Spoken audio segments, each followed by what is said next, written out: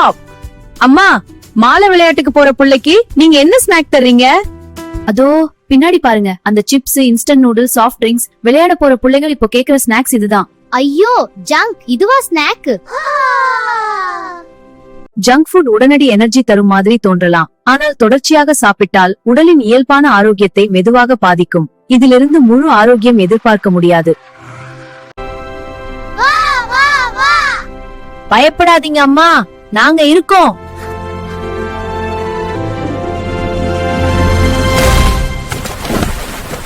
நாம ஜெயிச்சிட்டோம் மாறா. ஜங்க் போகட்டும், சத்தான ஸ்நாக் வரட்டும். நான் தான் வறுத்த மக்கானாவ கொஞ்சம் ஏட்டு நெய், மஞ்சள் தூள், மிளகு போட்டு லேசா ரோஸ்ட் பண்ணினது.